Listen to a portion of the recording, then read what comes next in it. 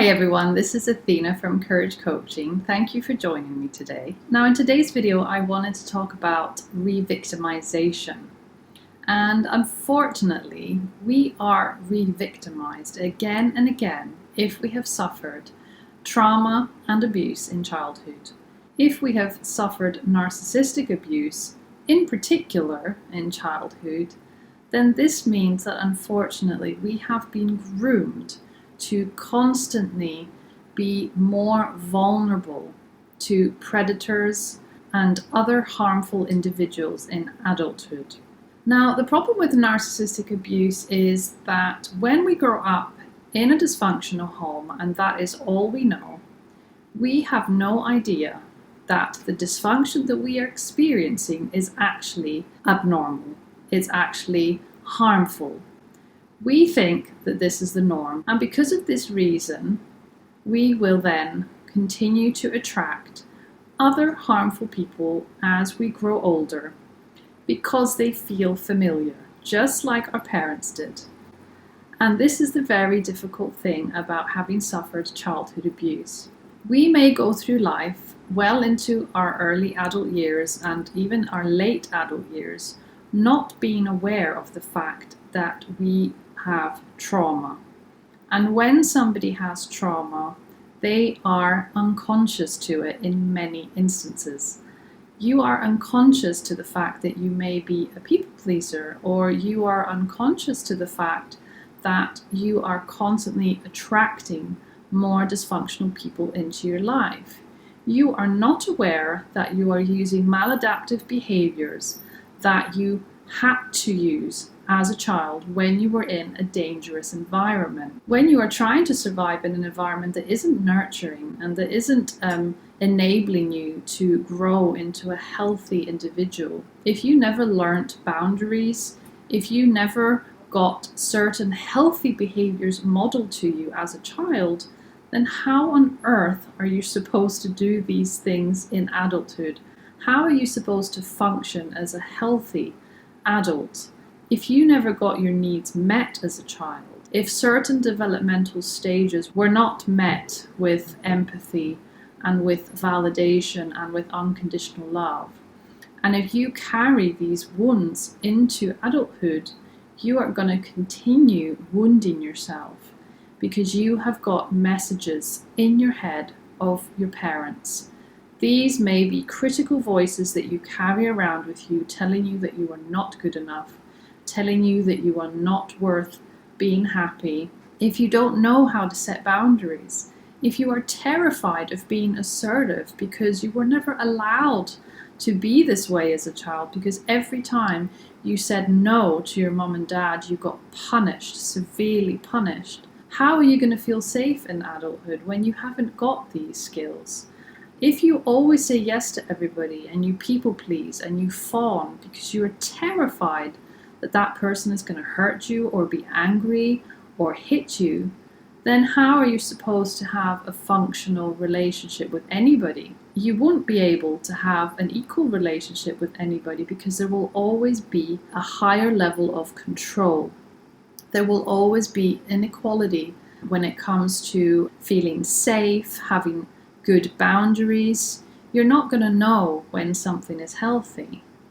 Now, re-victimization is a huge deal for adult survivors of childhood abuse. They are re-victimized again and again and again.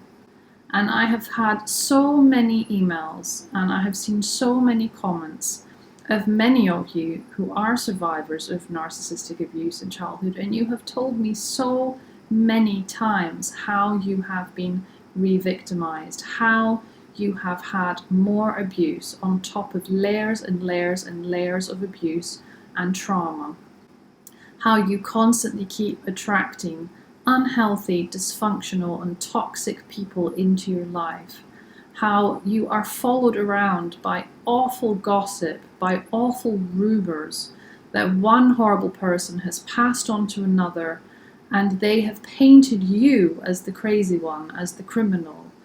This happens all the time, so please know that this is not your fault. It is not your fault that you suffered abuse and trauma in childhood. It is not your fault that you don't know how to have healthy relationships with individuals, that you don't know how to protect yourself, that there are so many things going on in your life that are unconscious. It is not your fault. It wasn't you. It was your family. It was your upbringing. It may have been generations of trauma that were passed on. And generational trauma is a real thing. If your parents were abusive, then it was most likely that your grandparents were abusive towards your parents as well. So if you have been re-victimized, please know that there is a way out of this.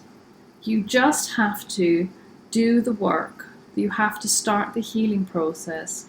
You have to start healing your inner child and silence that critical inner voice that you carry around, and go to therapy or find a coach and learn safe boundaries. Learn how to protect yourself.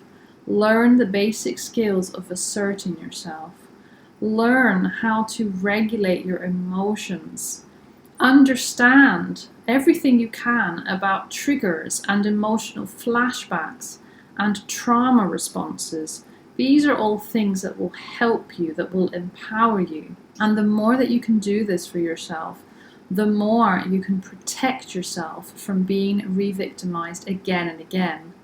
And just remember, you are not going to be good at setting boundaries or at being assertive, because these things are not familiar. You are going to find it very hard doing things that are good for you. Whenever you say no to someone, you're going to feel guilty and you're going to feel like you're being selfish. But these things are things that will come to you over time. You will learn these skills and they will become more normal for you the more you practice them. There is a way for you to protect yourself, and there is a way for you to stop being re-victimized. Unfortunately, you learn in childhood that other people are not safe, that it is hard to trust. And it's okay, it's okay if you feel scared, because your parents let you down. The two people, the most important people that were supposed to protect you and help you feel safe and loved and nurtured, let you down. So don't be too hard on yourself. And remember, you are not alone. There is a huge community out there of survivors of narcissistic abuse. There are so many of you out there, including myself, that need to do the work, that have been on the healing journey, or that may just be starting this healing journey. But the more knowledge you have, the more you look for answers, the better equipped you will be to help yourself feel better, feel stronger, and not become a victim ever again of a toxic individual. That is the end of the video. Thank you so much for listening and for watching. If you would like to share your story, then please do so in the comments below the video. Take care, and I will see you very soon. Bye-bye.